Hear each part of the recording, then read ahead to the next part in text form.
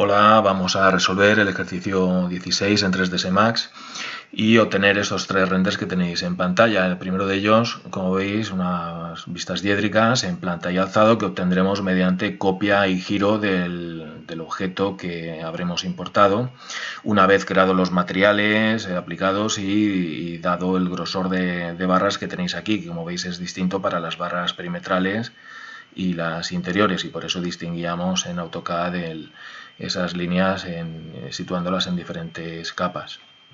Si os fijáis en esta ocasión en el render B, vemos que el objeto que hace de planta se repite, mientras que hemos prescindido del objeto que hace de alzado. Y en su lugar tenemos la sombra arrojada del primero sobre un plano horizontal. Una sombra que está obtenida mediante un foco de luz que, como veis, tiene sus rayos de luz paralelos al plano IZ, y por ello se produce esa correspondencia entre la planta y la sombra. Unos rayos de luz que sabemos que son paralelos a IZ, pero que desconocemos cuál es su ángulo de incidencia sobre el plano horizontal, un ángulo que tendremos que controlar más o menos a ojo, y para ello podemos tener en cuenta, por ejemplo, pues el hecho de que la sombra de la chapa metálica, como veis, no llega a superponerse, aunque por muy poco, con la sombra de las barras perimetrales inferiores de la superficie acristalada. ¿De acuerdo? Hay otra cuestión, y es el hecho de que la sombra está separada del objeto. Eso quiere decir que el objeto está a su vez separado del plano que recibe esa sombra. Entonces el objeto que hace de planta tendremos que elevarlo verticalmente una cantidad que tampoco sabemos cuál es. Bueno, entonces todas estas cuestiones tendremos que controlarlas un poco mediante prueba y error.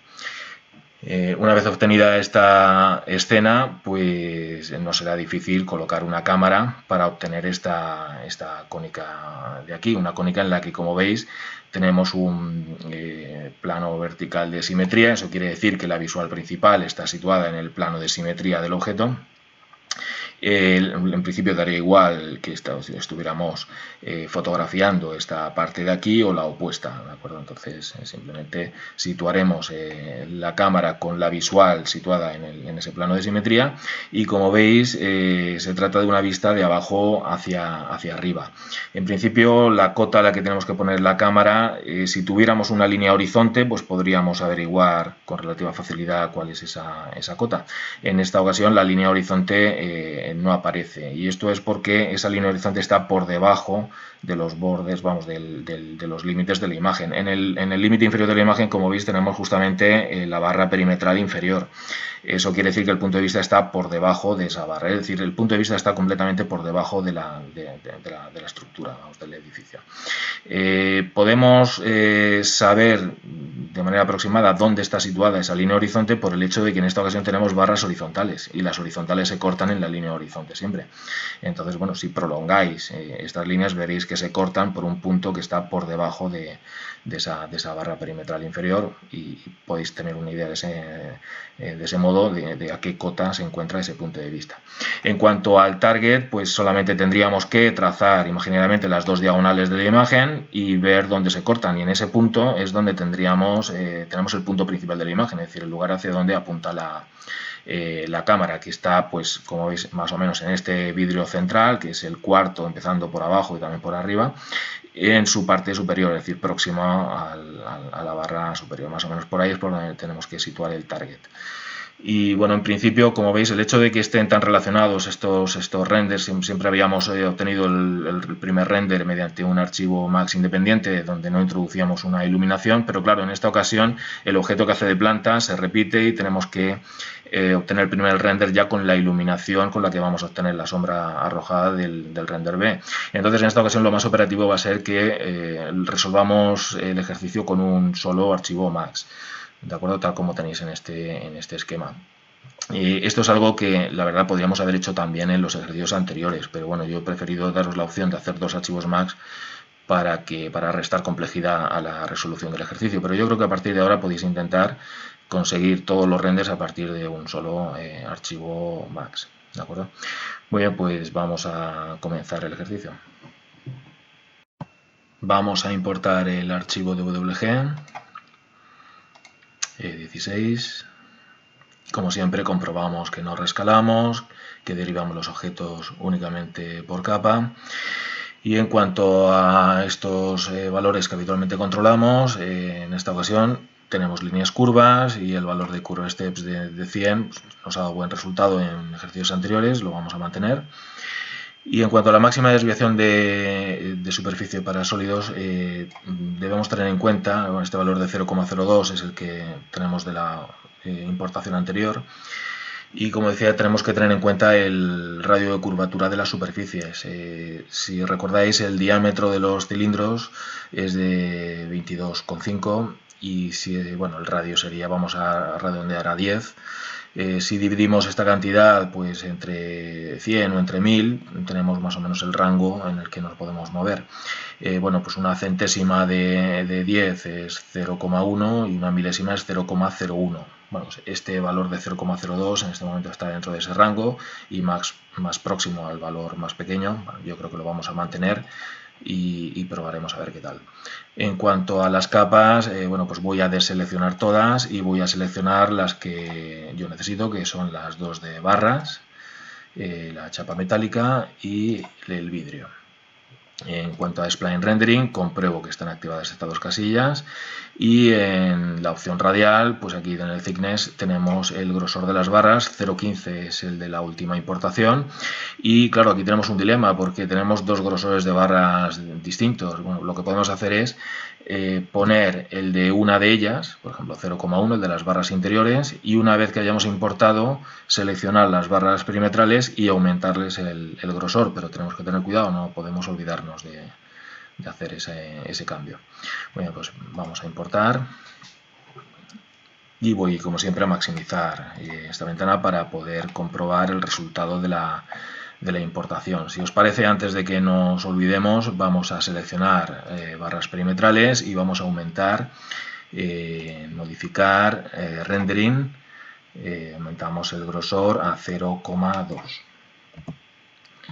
Ya las tenemos en su grosor y ahora lo que voy a hacer es ocultar momentáneamente tanto barras perimetrales como barras interiores para comprobar el facetado de las superficies curvas. Bueno, yo creo que esta es suficiente como para que aplicando un suavizado nos dé una sensación de curvatura sin mayores problemas. Vamos a probarlo. Voy a seleccionar el objeto vidrio y en la pestaña modificar, lista de modificadores y buscamos el smooth. Y ahora quiero que os fijéis en una cosa que va a suceder. Si recordáis, estas superficies cilíndricas las habíamos unido en AutoCAD para de ese modo luego, mediante el comando extraer aristas, obtener las líneas perimetrales, las barras perimetrales. El hecho de que estén unidas esas superficies hace que esta arista de separación entre ellas las considere del mismo modo que va a considerar estas aristas del facetado generado en la importación. Entonces tenemos que tener cuidado porque es posible que al aplicar AutoSmooth, como de hecho está sucediendo, suavice también las aristas que en esta ocasión no tiene que suavizar. ¿Cómo podemos controlar esto? Bueno, pues si os fijáis, aquí tenemos un umbral que en este momento está en 30. Esos 30 son 30 grados, ¿de acuerdo?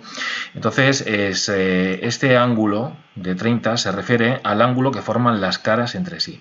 Es decir, por debajo de 30 grados tenemos que tener en cuenta que ese ángulo es el que forma, pensad por ejemplo en una de las caras, prolongadla y el ángulo que formaría con la siguiente. Bueno, pues ese ángulo, por debajo de un valor determinado, que es el que tenemos en ese umbral, el programa lo que va a hacer es suavizar.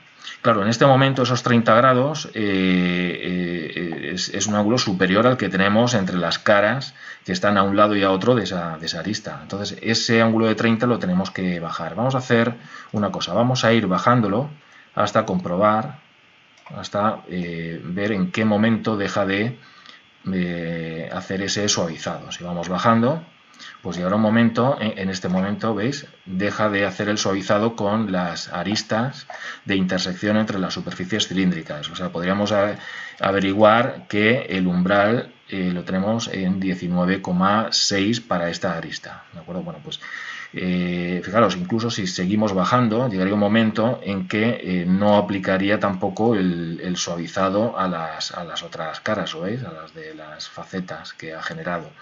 Bueno, pues fijaros que las de estas facetas estarían en 5, bueno, pues entre 5 y el otro valor, pues ahí es donde debemos de mantener este umbral.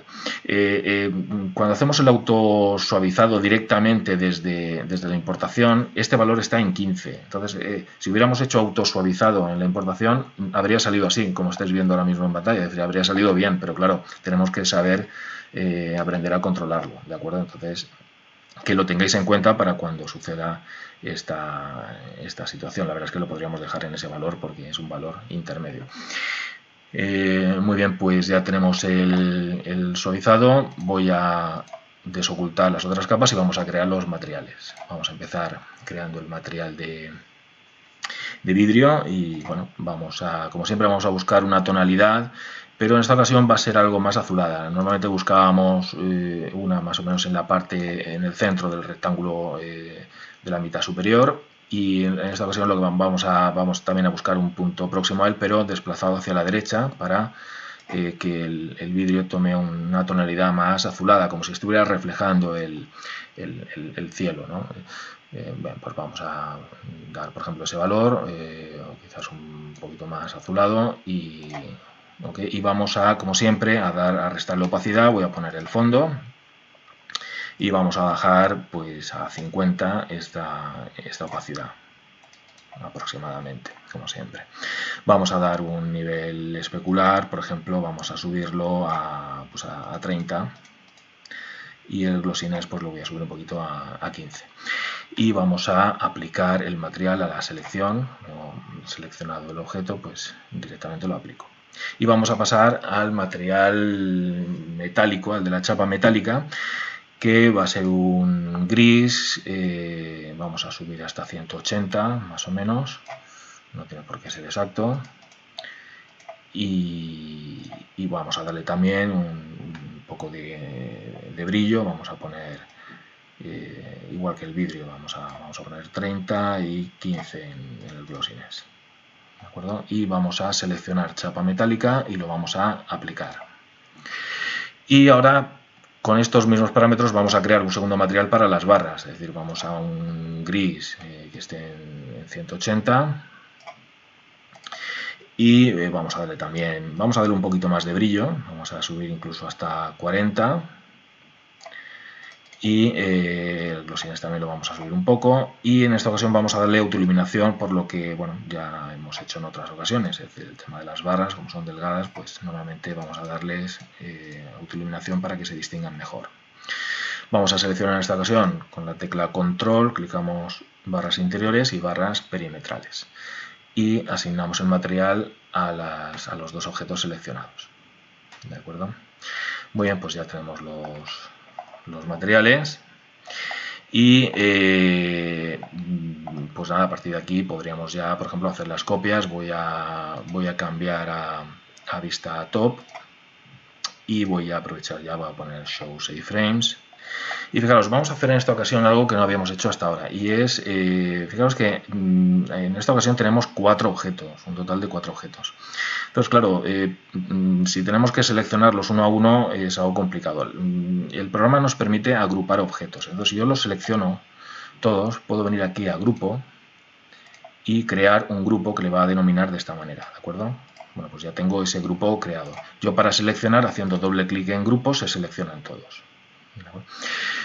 Bien, pues vamos a hacer la copia del grupo. Entonces vamos a edit, clonar, copiar, ok, y nos va a crear un segundo grupo que vamos a desplazar, como hacemos siempre para generar una vista en alzado, y vamos a girar menos 90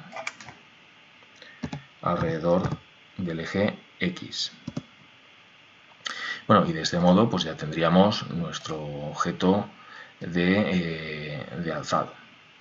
Ya sabéis que habrá un render en el cual este alzado tendremos que ocultarlo. Bueno, pues simplemente seleccionando el grupo 2 y ocultando, pues tendremos el objeto oculto. Bueno, pues a partir de aquí tenemos que crear el plano, introducir el foco de luz, iluminar y representar. Pero esto lo haremos ya en un segundo vídeo.